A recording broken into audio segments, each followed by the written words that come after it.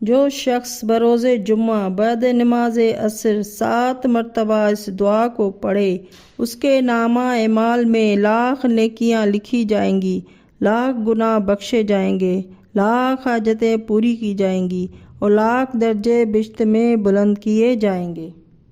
وہ دعا یہ ہے: بسم اللہ الرحمن الرحیم، اللہم صلی علی محمد وآل محمد، اوصیاء المرضین بافضل صلواتک وبارک علیہم بافضل برکاتک والسلام علیہ وعلیہم وعلی ارواحہم واجسادہم ورحمۃ اللہ وبرکاتہ۔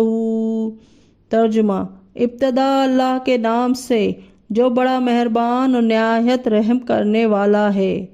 خداوندہ محمد مصطفیٰ صلی اللہ علیہ وآلہ وسلم اور ان کی آل پاک علیہم السلام پر جو تیری طرف سے وسیع رسول ہے، بہترین رحمت نازل کر اور ان کو اپنی بہترین برکت سے مالا مال کر دے۔